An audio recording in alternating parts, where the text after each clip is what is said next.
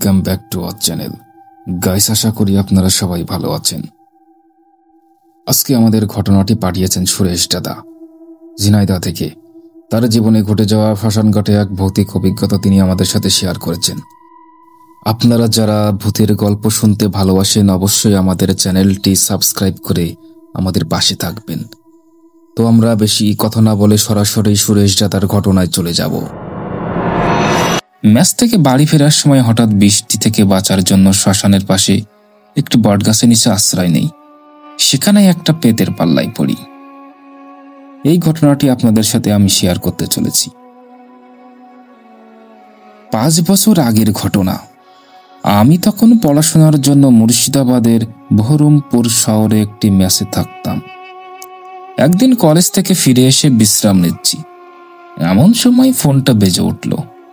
দেখলাম মা ফোন করেছে। ফোনটা ধরে বললাম, হ্যাঁ মা বলো। তুই বাড়ি আসছিস কখন? মা জিজ্ঞেস করলো। কাল যাব মা, আমি এখন খুব ক্লান্ত, এইমাত্র কলেজ থেকে ফিরলাম। কাল বাড়িতে পুজো, মনে আছে তো? না সেটাও ভুলে গেছিস? পুজো তো কালকে, তবে আজকে কি করব? পুজোর আগে অনেক কাজ থাকে, তোর বাবা একাই আর কতদিক সামলাবে বল? তুই থাকলে ওনার ভালোই লাগবে। তাছাড়া ঠাকুরমশাই এর কাল খুব তাড়া আছে, উনি বলে দিয়েছেন সকাল 9টার মধ্যে পুজো করে চলে যাবেন। এই ঠাকুরমশাই হলেন রতন চট্টোপাধ্যায়। এককালে তান্ত্রিক হওয়ার জন্য অনেক জায়গায় ঘুরে বেরিয়েছেন, কিন্তু শেষ পর্যন্ত সংসার জীবনের আকর্ষণের কাছে হার মেনে বর্তমানে পুজো ও জ্যোতিষবিদ্যা নিয়ে ব্যস্ত থাকেন। মা শেষে বলল, আমি আর কোনো কথা শুনতে চাই না, তুই আজকেই আসবি। আমি আর কথা বাড়ালাম না, বললাম আচ্ছা আসছি। তখন বুঝতে পারিনি কোন ভয়াবহ বিপদ আমার জন্য অপেক্ষা করছে। সেটা জানা থাকলে কোনো মতোই সেদিন বাড়ি যেতাম না। এই অবেলায় কোনো গাড়ি পাওয়া যাবে না, তাছাড়া আকাশে মেঘ ঘন কালো হয়ে আসছে, যে কোনো সময় বৃষ্টি শুরু হয়ে যাবে। তাই আর দেরি না করে সাইকেল নিয়ে বেরিয়ে পড়লাম। মোটে 15 কিলোমিটার পথ। মাঝখানে গঙ্গা পার হতে হয় নৌকা করে। নৌকা থেকে নেমে খুব জোরে সাইকেল চালানো শুরু করলাম। মনে হচ্ছে যে কোনো সময় বৃষ্টি শুরু হবে। গ্রামে ঢোকার রাস্তায় একটা শ্মশান পড়ে। এককালে এই শ্মশানের খুব বদনাম ছিল।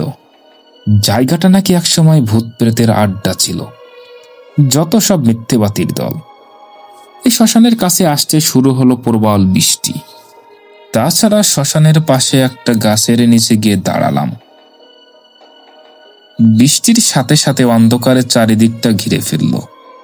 এক নাগারে বৃষ্টি পড়ছে, থামারই কোনো নামই নেই। মাঝে মাঝে মনে হতে লাগলো মেঘ দেবতা বুঝি সংসারের সমস্ত ক্রোধ আমার উপর বর্ষণ করছেন। কিছুক্ষণ পরে দেখি একটা লোক খালি গায়ে শ্মশানে ঘুরে বেড়াচ্ছে। বৃষ্টির জন্য ঠিক চিনতে পারলাম না। মনে হলো লোকটা আর কেউ নয়, আমাদের গ্রামের রামলাল পাগল। আমি তাকে গলা হাঁকিয়ে বললাম, রামলাল, বৃষ্টিতে ভিজছ কেন? এখানে এসে গাছের নিচে দাঁড়াও। রামলাল কোনো জবাব দিল না। এক মনে সে কিছু খুঁজছে। শ্মশানের পোড়ানো চিতাগুলো খুঁটিয়ে খুঁটিয়ে দেখছে। একটা দেখা হয়ে গেলে আর একটা, তারপর আবার আর একটা। গায়ের লোম ক্ষণে ক্ষণে খাড়া হয়ে যাচ্ছে। ঠিক বুঝতে পারলাম না এর জন্য কে দায়ী, ভয় না ঠান্ডা বাতাস। মাঝে মাঝে মনে হচ্ছে এই বুঝি শ্মশানের মাটি ফেলে একটা কঙ্কালের হাত বেরিয়ে এসে আমার পা টেনে ধরবে। আশঙ্কাটা ক্রমশই বেড়ে চলেছে। এমন সময় পাশে কেউ থাকলে মনে হয় একটু সাহস পাওয়া যেত। রামলাল, ও রামলাল, ওখানে কি করছো? এখানে এসো। রামলাল আবার নিরুত্তর। আমার মনে হলো পাগলরা বোধহয় কালা হয়, তা না হলে এত বড় ডাকার পরেও শুনতে পাবে না। আবার তাকে নিরীক্ষণ করা শুরু করলাম। এরপর রামলাল একটা সদ্য পুরানো চিতার পাশে দাঁড়িয়ে গেল। এখনো চিতা থেকে ধোঁয়া বের হচ্ছে। সে আর নড়ল না, মনে হয় যা খুঁজছিল তা পেয়ে গেছে। রামলাল একটা চিতার পাশে বসে আতপোড়া কাঠগুলো হাত দিয়ে সরাতে লাগলো। সর্বনাশ, আমি মনে মনে প্রমাদ গুনলাম। এই কাণ্ড অন্য কেউ দেখলে তাকে আস্ত রাখবে না, পাগল বলে তো সবাই তাকে ছেড়ে দেবে না। রামলাল, থামো থামো বলছি। পাগলটা সত্যি কালা মনে হচ্ছে, ওকে থামাতেই হবে, তা না হলে আজ একটা চরমকাণ্ড বাঁধিয়েই ছাড়বে। তার দিকে হেঁটে গিয়ে তাকে ঝাঁকানোর জন্য তার পিঠে হাত দিলাম, কিন্তু একই, তার শরীর একেবারে বরফের মতো ঠান্ডা। তৎক্ষণাৎ হাত সরিয়ে নিয়ে 2 পা পিছিয়ে এলাম। পিঠে হাত দেওয়ার সাথে সাথে রামলাল থেমে গেল এবং মুখ দিয়ে একটা গো শব্দ করা শুরু করলো। এসব কি করছো? আমার কথা কি কানে যাচ্ছে না তোমার? আমি বললাম। আমার প্রশ্নের জবাব না দিয়ে সে ধীরে ধীরে উঠে আমার দিকে ঘুরে দাঁড়ালো। এ তো রামলাল নয়, প্রথমে খেয়াল করিনি, কিন্তু তার মুখের দিকে তাকিয়ে আমি আঁতকে উঠলাম। দেখলাম লোকটার চোখের জায়গায় 2টো কালো গর্ত এবং সেই গর্তের গভীরে জ্বলছে 2টো সাদা আলো। আমি পিছু হটতে শুরু করলাম, লোকটাও আমার দিকে এগোতে শুরু করলো। আমি গতি বাড়ালাম, সেও বাড়ালো। এরপর সোজা দৌড়ানো শুরু করলাম। শরীরের সমস্ত শক্তি দিয়ে দৌড়াচ্ছি, বামে ডানে বা পেছনে, কিন্তু কোনো এক অলৌকিক শক্তির সাহায্যে প্রতিবার সে আমার সামনে চলে আসছে। এত কিছুর মধ্যে একটা বিষয় বেশ আশ্চর্য ছিল, সে আমার পাশে পাশে দৌড়াচ্ছে, আবার কখনো সামনে বা কখনো পেছনে চলে আসছে, কিন্তু আমাকে স্পষ্ট করতে পারছে না। কোনো এক অজানা শক্তি তাকে বিরত করছিল আমাকে স্পর্শ করা থেকে। এইভাবে কতক্ষণ সে আমাকে তাড়া করছিল তা ঠিক বলতে পারবো না, কিন্তু কিছুক্ষণ পরে শুনতে পাই রাস্তা থেকে কে যেন আমাকে ডাকছে, সুরেশ, সুরেশ। বৃষ্টির জন্য কোথাও আটকে গেছি কিনা দেখার জন্য হয়তো কেউ আমাকে খুঁজতে বেরিয়েছে। রাস্তায় দেখি বাবা দাঁড়িয়ে আছেন। আমি আবার ওনার দিকে দৌড়ানো শুরু করলাম, কিন্তু দৌড়িয়ে পালাবো কোথায়? মানুষ হলে তো তাকে ছেড়ে ফেলবো, কিন্তু সে তো অন্য কিছু। এবার সে আমার সামনে দাঁড়িয়ে এক বিরাট কালো মূর্তি ধারণ করলো, প্রায় 20 ফুট লম্বা, মানুষ নয়, এক বিরাট আকারের প্রেত, যার চোখে 2টো সাদা আগুনের শিখা জ্বলছে। এরপর আর আমার পক্ষে জ্ঞান ধরে রাখা সম্ভব ছিল না, আমি জ্ঞান হারালাম। আমার জ্ঞান ফিরল পরদিন সকাল 9টায়। ততক্ষণে ঠাকুরমশাই বাড়ির পুজো করে ফেলেছেন। বাড়ির সবাই আমাকে চারপাশে ঘিরে দাঁড়িয়ে আছে। তাদেরকে দেখে বুঝতে পারি কাল জ্ঞান হারানোর পর বাবা আমাকে শ্মশান থেকে বাড়িতে নিয়ে আসে। বাবা জিজ্ঞাসা করলেন, কাল তুই শ্মশানে ওভাবে ছুটে বেড়াচ্ছিলি কেন, আর আমাকে দেখে হঠাৎ অজ্ঞান হয়ে গেলি কেন? আমি কিছু বলার আগে মা শাসনের সুরেশ জিজ্ঞেস করলেন, সবার আগে তুই বল, শ্মশানে গিয়েছিলি কেন? রতন ঠাকুর তখনও বাড়িতে ছিলেন।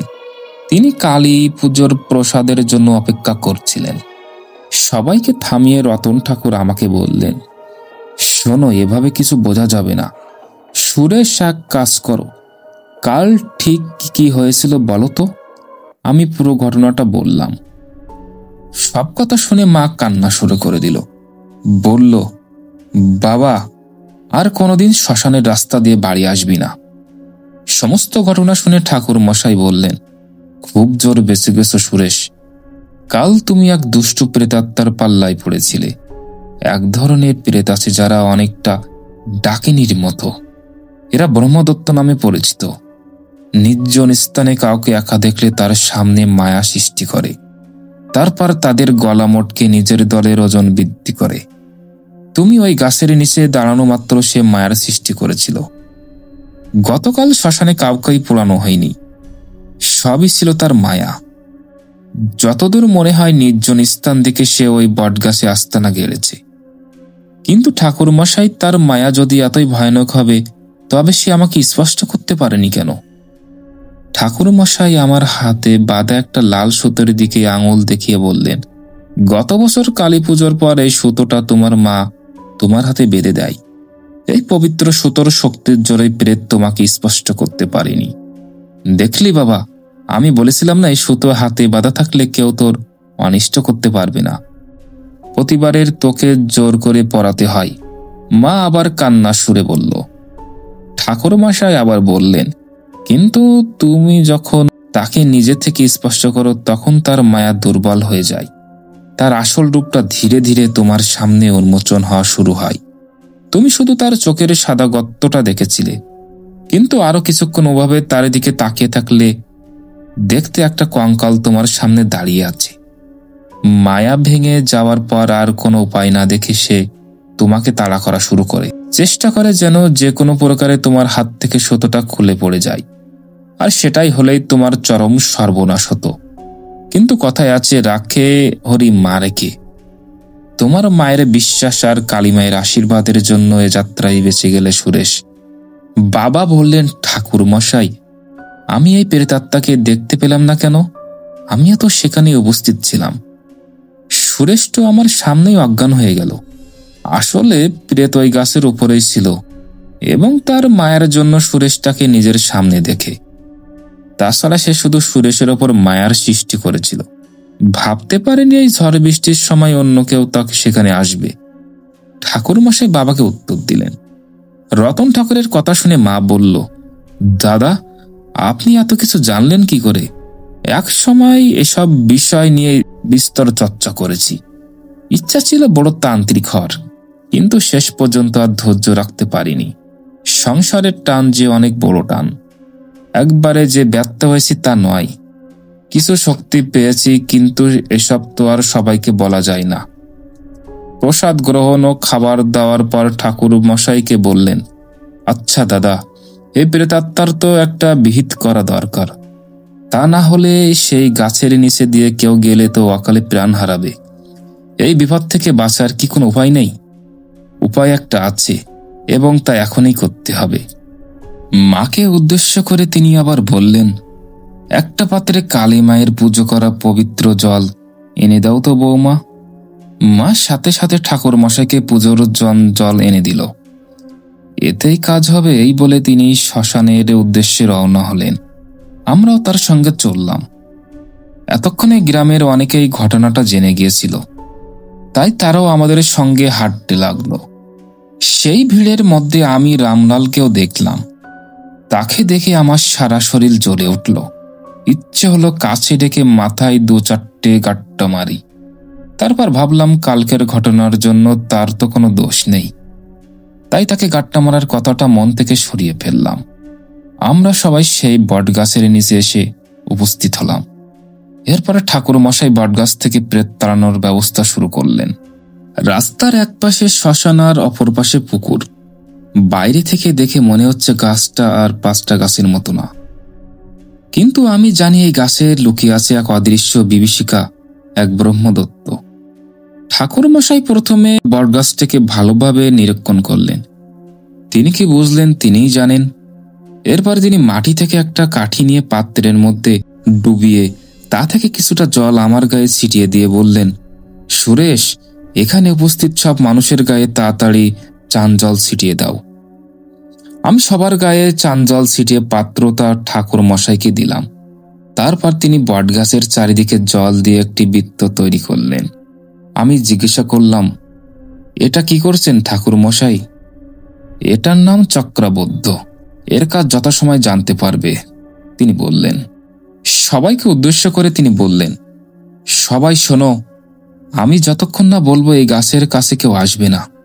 তারপর তিনি যা করলেন তা দেখে সবাই ভয়ে শুকিয়ে কাঠ হয়ে গেল। পাত্র থেকে কিছুটা জল নিয়ে তিনি বটগাছের ছিটিয়ে দিলেন। প্রথমে বটগাছের একটা ডাল নড়ে উঠল, তারপর গোটা গাছ তা ডুলতে শুরু করলো।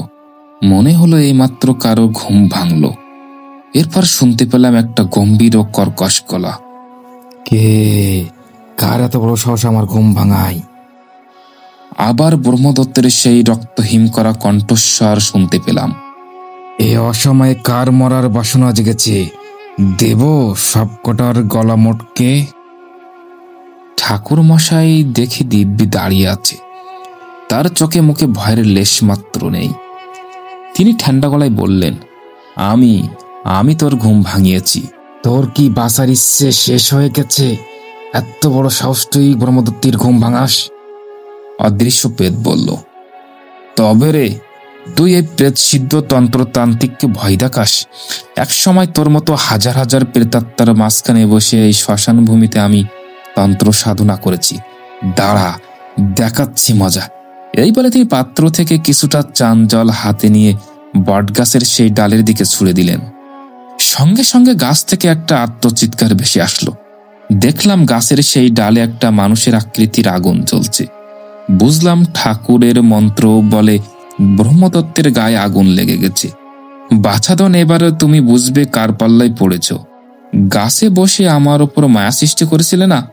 মর, তুই মর, জ্বলে পড়ে ছাই হয়ে যা। আমি মনে মনে এইসব ভাবছি আর ব্রহ্মদত্তকে গালাগাল দিচ্ছি। ঠিক এমন সময় দেখি রামলাল পুকুর থেকে এক বালতি জল নিয়ে বটগাছের দিকে এগোচ্ছে। আমি তাকে থামিয়ে কড়া সুরে বললাম, কোথায় যাচ্ছ তুমি? আমার ধমক সে সম্মত হয়ে গেল। আগুন নেভাতে। কেন? বারে, ব্রহ্মদত্ত আগুনে পড়ে যাবে না, তখন আমার সঙ্গে কে বন্ধুত্ব করবে? তোমার বুঝি কোনো বন্ধু নেই? না। এরপর সে কাঁদো কাঁদো স্বরে বলল, জানো সুরেশদা, আমার সাথে কেউ খেলে না, সবাই আমাকে পাগল বলে খ্যাপায়। আচ্ছা সুরেশদা, আমি কি সত্যি পাগল? রামলালের কথা শুনে তার ওপর বড্ড মায়া হচ্ছিল। তাকে বললাম, না, তুমি পাগল নও। কে বলেছে তোমার কোনো বন্ধু নেই? তার হাত ধরে বললাম, আজ থেকে আমি তোমার বন্ধু। তোমার যখন খেলতে ইচ্ছে করবে আমার কাছে চলে আসবে। তুমি তো শহরে থাকো, আমার সঙ্গে কখন খেলবে? আমি যখন বাড়িতে থাকবো তখন আমার সঙ্গে খেলবে। তাছাড়া আমি সবাইকে বলে দেব তারা যেন তোমার সঙ্গে খেলে। এবার ঠিক আছে তো? কি মজা, কি মজা, সবাই আমার সঙ্গে খেলবে, সবাই আমার বন্ধু হবে। এবার জলের বালতিটা নিচে রেখে দাও। শুনলে না, ঠাকুর মশাই একটু আগে বলল ব্রহ্মদত্তের কাছে যে যাবে তার ঘাড় মোটকে মেরে ফেলবে। তখন তুমি কার সাথে খেলবে? আমার কথা শুনে রামলাল ভয়ে বালতিটা ফেলে দিয়ে আমার পেছনে দাঁড়ালো আর বলল, ওরে বাপরে, বাঁচাও, ব্রহ্মদত্ত আমাকে মেরে ফেলবে। ব্রহ্মদত্তের গায়ে আগুন লেগে আছে, সঙ্গে তীব্র আর্তনাদ।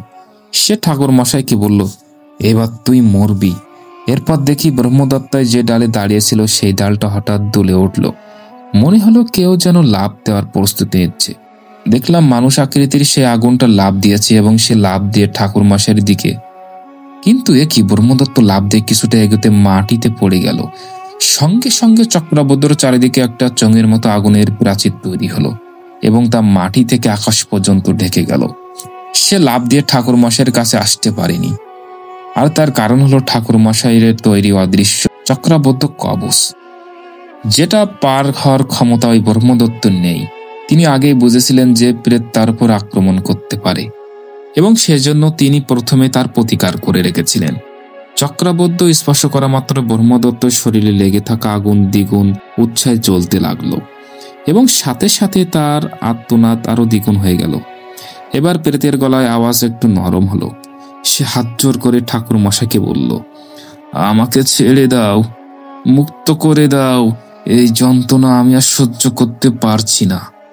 আমি জানতাম তুই আমার উপর আক্রমণ করবি, আর সেজন্য আমি আগে থেকেই প্রস্তুত ছিলাম। স্বর্গ, মর্ত্য, পাতাল, তুই যেখানেই যাবি এই আগুনের প্রাচীর থেকে বেরোতে পারবি না, বললেন রতন ঠাকুর। তিনি আবার বললেন, তোকে ছেড়ে দিলে তুই আবার ফিরে আসবি, আবার মানুষের ওপর মায়া সৃষ্টি করে তাদের মেরে ফেলবি। আমি তোকে ছাড়ব না। দোহাই আপনার, আমি কথা দিচ্ছি এই শ্মশান ভূমি ছেড়ে, এই গ্রাম ছেড়ে চলে যাব, আর ভবিষ্যতে কোনোদিন কোনো মানুষকে হত্যা করব না। আমি প্রতিশ্রুতি দিলাম, বলল ব্রহ্মদত্ত।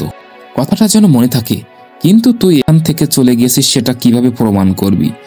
যাবার সময় আমি এই পুকুরের জল দুভাগে ভাগ করে দিয়ে যাব, বলল ব্রহ্মদত্ত। এরপর ঠাকুর পাত্র থেকে কিছুটা চান জল নিয়ে মন্ত্র পড়ে সেই জ্বলন্ত আগুনের প্রাচীরের মধ্যে নিক্ষেপ করলেন। মন্ত্র পাঠ করা জল পড়ার সাথে সাথে চক্রাবদ্ধ আকাশে মিলিয়ে গেল। ঠিক সাথে সাথে দেখলাম একটা অগ্নিমূর্তি দৌড়ে গিয়ে পুকুরে ঝাঁপ দিল এবং এক মুহূর্তের মধ্যে পুকুরের জলকে দুভাগে ভাগ করে দিয়ে পুকুরের অপর প্রান্তে গিয়ে মিলিয়ে গেল। ঠাকুর মশাই আমাদের সবাইকে বললেন, সবাই বাড়ি যাও, আর কোনো ভয় নেই, ব্রহ্মদত্ত চলে গেছে, সে আর এখানে কখনো আসবে না। গ্রামের সবাই চিন্তামুক্ত হয়ে যে যার বাড়ি চলে গেল। এরপর আমিও আমার একজন বন্ধু মাঝে মাঝে রতন ঠাকুরের বাড়ি যেতাম। তিনি তার জীবনের নানা অভিজ্ঞতা আমাদের বলতেন। এমন একদিন আমি তাকে জিজ্ঞাসা করলাম, আচ্ছা ঠাকুর মশাই, ব্রহ্মতত্ত্ব কি আবার ফিরে আসতে পারে? তিনি বললেন, না, সে আর ফিরে আসবে না। আমি মন্ত্র বলে এই শ্মশান ভূমি ও ওই গ্রামে তার প্রবেশ নিষেধ করে দিয়েছি। তবে হ্যাঁ, তার মধ্যে যদি প্রতিশোধ স্প্রা তৈরি হয় তবে সে অন্য কাউকে পাঠাতে পারে। অন্য কেউ তার মানে? আমি জিজ্ঞাসা করলাম। আমার প্রশ্নের উত্তরে ঠাকুর মশাই বললেন, ব্রহ্মতত্ত্ব তো অন্য দুনিয়ার একমাত্র প্রেত নয়। দুনিয়াতে আরো অনেক প্রেতাত্মা, শাকচুন্নি, পিশাচ, আরো অনেক কিছু আছে। সেই প্রেতের এমন কোনো অনুচার থাকতে পারে তো। আবার বললেন, প্রতিশোধ স্প্রা খুবই ভয়ঙ্কর, আর সেটা মানুষের মধ্যে যেমন আছে ঠিক তেমনি প্রেতের মধ্যেও আছে। তারা সংসারের সব ধর্ম ত্যাগ করতে পারেনি বলেই তো প্রেত জনিত স্থান পেয়েছে। আমি চমকে ওনাকে বললাম, আপনি গ্রামবাসী ভালো করার জন্য নিজের ওপর এত বড় বিপদ ডেকে আনলেন। যখন বিপদ আসবে তখন দেখা যাবে। অনেক বেলা হয়ে গেল, এখন তুমি তাড়াতাড়ি বাড়ি যাও, নয়তো তোমার মা আবার দুশ্চিন্তা শুরু করবেন। ঠাকুর মশাইকে বিদায় দিয়ে আমি বাড়ি চলে গেলাম। এই বলে তিনি তার ঘটনাটি শেষ করলেন। অসংখ্য ধন্যবাদ রমেশ দাদাকে এমন একটি সুন্দর ভৌতিক ঘটনা আমাদের মাঝে শেয়ার করার জন্য।